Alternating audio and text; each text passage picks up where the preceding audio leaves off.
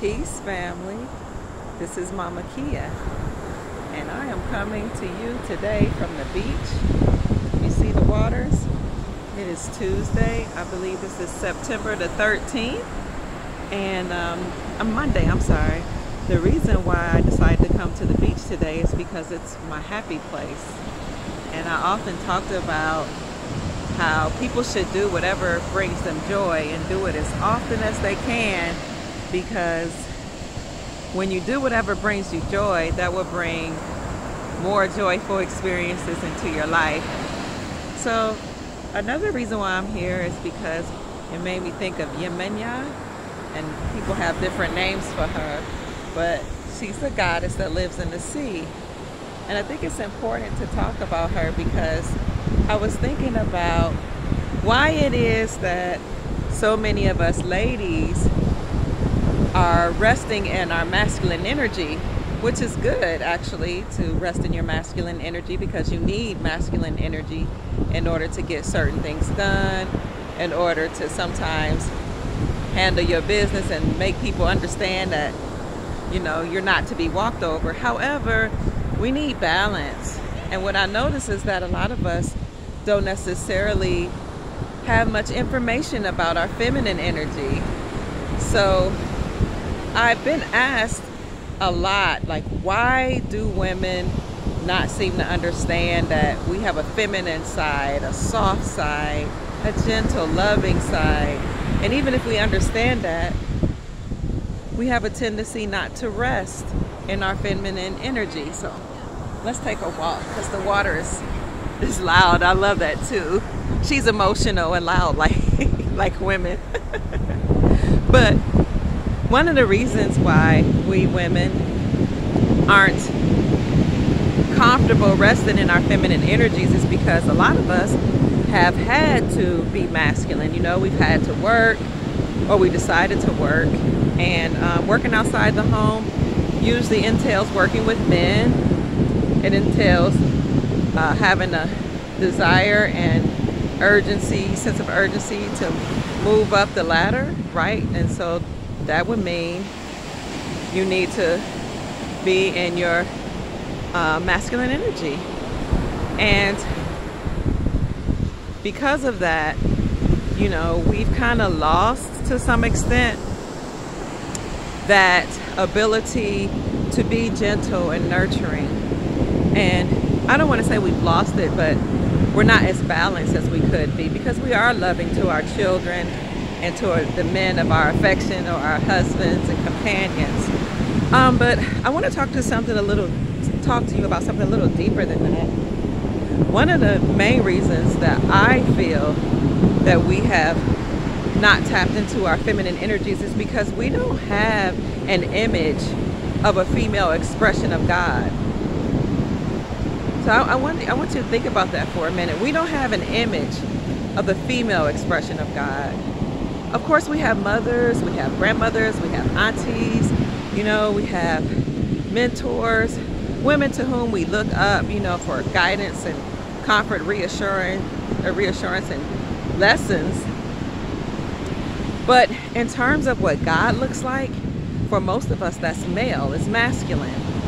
And although God in a lot of religions is said to be loving, there's a great part of him that's dogmatic, that's harsh, that is a warrior, that has these harsh rules, that in some aspects is that more than a warrior, he's a conqueror, and he can be vicious. But when it comes to an expression of what God looks like in the form of a woman, we don't have that any longer. Now, before patriarchy, we had female expressions of God and masculine or male expressions of God, meaning that we had gods that people worshipped, or idols or images that looked like males, and then there were some that looked like females or women. According to Marion Stone, who wrote the book When God Was a Woman, and then there was another book that was a spin-off book written by man of African descent. I can't think of his name. It was called When God Was a Black Woman and Why She Isn't Now. But according to, let's stick with Marion Stone because she wrote the first book. According to her, when the Aryans, who were a warrior-like people or men, came out of the mountains, they decimated all the female gods and basically tore them up, broke them into pieces, broke them asunder, and instituted their ideologies of the male being the leader and the male being the head and the male being the person to worship. And then they also had male gods. And the danger in that is that women don't learn how to be soft, how to be loving and nurturing, how to be kind, how to tap in that gentle, elegant part of us, classy part of us. And I'm speaking in general terms. Of course, some women do know that naturally and some are trained, but in a general sense, we don't know what it's like to be worshiped or adored because we don't even see that in our traditions, in our religions. And I think that's important. And in terms of religion, when you think of women in many religions, the women are, I don't know, they're silenced. They're told to be silent in church, although they're the ones who attend more than men, and they're the ones who financially support the church more than anybody. But they're told to be silent in scriptures. They're only given certain roles, unless you have more liberated churches, but historically speaking. And in other cultures, the women are told so much what they can't do. You know, you can't wear makeup, you can't wear earrings, you can't cut your hair, you can't wear certain garments. It's a sin to tap into your sensuality. But I'm here to challenge those paradigms, to break them asunder, and to help women fully and freely flow in their divine feminine essence, to flow in your grace and your elegance, to flow in your gentleness, to flow in the classy nature. I'm here to create the paradigm where women are loved and worshiped and adored. And when you think about the word worship, it simply means to reverence or adore. And that's what I'm here to do. I'm here to create an entire paradigm where we're online and we are reverenced. And I'm here to teach women how to tap into the female god or goddess inside of her, right? I have a friend who spells goddess G-O-D-I-S instead of G-O-D-D-E-S-S, meaning God is. You are God. You are a full expression of God, even if your genitalia is different from the men. And the greatest thing about fully tapping into that feminine expression of you is to heal the part of you that has been wounded. Because living in patriarchal societies, a lot of us have gone through abuse and molestation, you know, and hurt, and I don't want to really talk about these things, but it's important. Being physically assaulted, mentally and emotionally assaulted, because men were not taught to reverence us. In fact, they were taught in a great extent to do the opposite of that. And that's not natural even for men, which is why they are uncomfortable when they behave in such a way. But the new energies that are coming online are not just masculine, but to a great extent, they're actually feminine. This is the era of the divine feminine, or the resurrection of the feminine, I always say. Because the beings who seeded us, although some of them were male, the most significant one was Nimna, who was a female. They don't teach you about that, right? They certainly won't teach you that in most religious modalities or most religious traditions. But she was female. And she, like I said, was very powerful as a scientist, an extraterrestrial scientist, in creating the most modern human beings that we see on the planet. So she's back, and she's back to liberate her children, which is why you see a lot of people who were involved in sex trafficking and human trafficking of women and children and even men going to prison.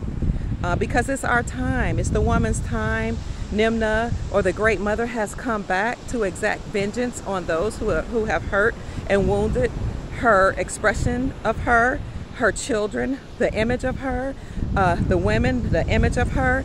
So the Me Too movement, the movement of people going to jail and prison for all the things they've done to us that are beyond comprehension, those crimes against humanity, they're all being right now arrested, going through military tribunals, having their property and wealth seized.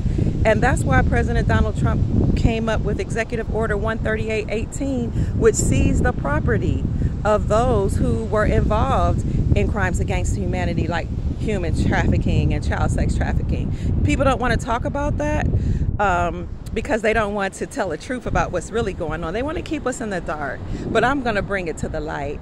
And in this different reality, this most beautiful, most joyous, most wonderful, most elegant, most happy reality, that's what I'm going to do today. I'm going to start teaching women how to tap into your femininity, your softness, your grace, your gentleness. You already have it there, and some of you have tapped into it. I just want to teach us to be more balanced and not lean so much on the masculine side of us. You know, the masculine side is the doing, the aggression. The feminine side is the receiving and the softness. So the start of that really is being in touch with your joy, and that starts with healing if you've been hurt, or simply just doing more joyful things, being out in nature and in beauty so that you can cultivate your joy and expand upon the joy that you already had. So let me know if you need some coaching, because I am a life coach. I do have a life coaching certificate, and it's actually in life purpose counseling or coaching. And I have a master's in counseling. I have a doctorate in counseling and education psychology, but more importantly, I have a heart for human souls, and a heart for women, and a heart for the divine feminine. And the divine feminine actually also exists in our males, who are, you know, the other side of us. So we don't want to leave the men out. We love men here in this reality. We feminine women love men. We think they're wonderful. We think they're beautiful. We think they're amazing. We know that they balance us out. And some of us who've been very angry about the past things that we've experienced or the trauma, we're healing from that so that we can show our males how much we love and appreciate them. And that's important in order to work together and raise balanced, healthy, kind, loving, gentle children. So in order to have a healthy planet, you have to have a healthy society or a healthy nation. In order to have a healthy nation, you have to have a healthy community. In order to have a healthy community, you have to have a healthy family. And in order to have a healthy family, you have to yourself be healthy, happy, whole, and joyful. And I'm here for it. I'm here to help you cultivate that. I love you. Have a wonderful day and enjoy the beach with me. I don't know if you can see it. Oh, it doesn't want to turn around. So let me turn around. There we are. Take care. Mama Kia loves you. I really wish you could see that. It just doesn't want to turn around.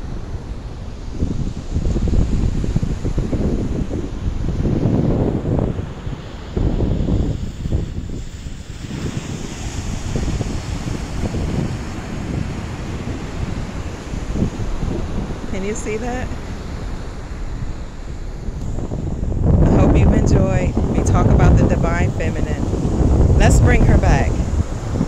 Let's bring back love and joy and peace, harmony, elegance, softness, gentleness, grace, femininity. And in so doing, we will have happier families, woo! And a happier society. Peace, family.